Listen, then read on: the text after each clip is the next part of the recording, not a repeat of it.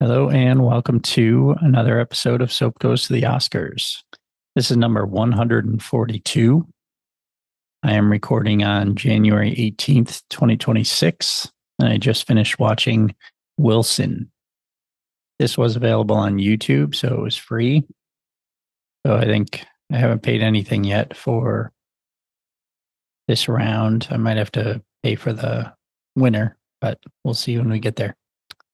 So Wilson is a 1944 American biographical film about Woodrow Wilson, the 28th President of the United States. Shot in Technicolor and directed by Henry King. The film stars Alexander Knox, Charles Coburn, grandfather of James Coburn, Geraldine Fitzgerald, Thomas Mitchell, Ruth Nelson, Sir Cedric Hardwicke, Vincent Price, William Ith, and Mary Anderson. Darryl F. Zanuck, the then head of 20th Century Fox, was an ardent admirer of Wilson and personally oversaw production. Character actor Alexander Knox was cast in a rare leading role as Wilson. Wilson received critical acclaim, earning 10 nominations at the 17th Academy Awards and winning 5. However, it was a box office bomb due to its unusually high budget. Zanuck was so disappointed over the failure of the film that for years he forbade Fox employees from mentioning the film in his presence. All right, so it was nominated for Best Writing Original Screenplay, which it won. Best Cinematography Color, which it won. Best Art Direction Interior Decoration Color, which it won. Best Sound Recording, which it won. Best Film Editing, which it won. And then just nominated for Best Picture, Best Actor in a Leading Role for Alexander Knox, Best Director for Henry King, Best Special Effects, and Best Music Scoring of a Dramatic or Comedy Feature for Alfred Newman. Cinematography, Leon Shamroy, edited by Barbara McLean, music by Alfred Newman, produced and distributed by 20th Century Fox, released on August 1st, 1944, with a runtime of 154 minutes. Wilson was initially intended as a historical drama about a fictional American family living during the Progressive Era before being rewritten by Lamar Trotti into a biopic about Woodrow Wilson. Wilson's daughter, Eleanor Wilson McAdoo, served as an informal counselor. Journalist Ray Stannard Baker, an authority on Wilson, served as an advisor. Before Knox was cast as Wilson, Ronald Colman and Frank Conroy were considered. Claudette Colbert was also considered for one of Wilson's wives.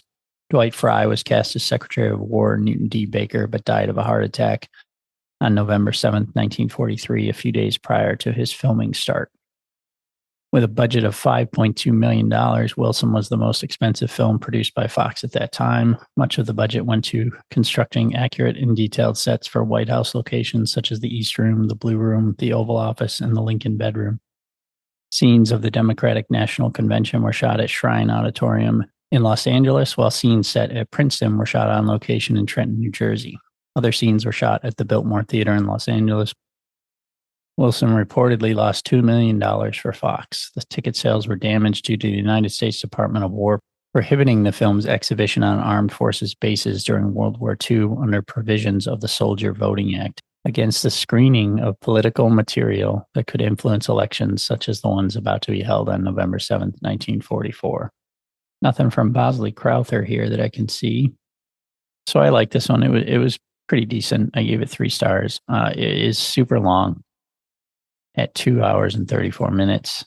And for all of that length, it felt like they rushed things in telling his story, specifically at the beginning to get him to the presidency, which I get, but it was sort of broken down in little moments. Like there was, he was president of Princeton University and they come to him and ask him to be governor of New Jersey. And then he becomes governor. And then very quickly it jumps to, he was governor for like 2 years, but it very quickly jumps to him then running for president and then winning president.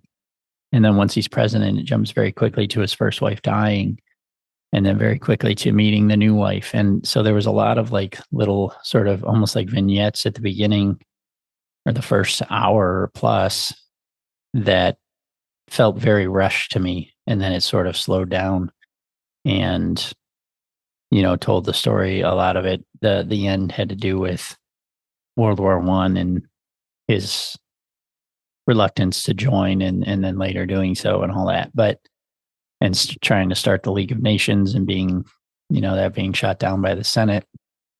So it just, like, for all that 2 hours and 34 minutes that they had, it just felt like they rushed some things. And if they're going to do that, then make the whole thing rushed. I think make it a little shorter. It would have been my preference. So, but Alexander Knox, it was excellent as Wilson. Everybody was very good. Thomas Mitchell played his secretary. He's been in a lot of movies. Gone with the Wind, I think. He's been a bunch of, like, a character actor that's been in a bunch of these that I've watched. Vincent Price had kind of a small part in it. I think he was a character that ended up in real life. The William McAdoo married one of Wilson's daughters. And as I said before, Charles Coburn was the grandfather of James Coburn. I think he was in at least a couple other movies that I've watched here as well. So, but yeah, way too long in my opinion, but, and unfortunately not even the longest one in this round, but a bit too long for my taste. But otherwise, great performances and an interesting enough story. So yeah, 3 stars. And we'll leave it there and move on to the next one. See you next time.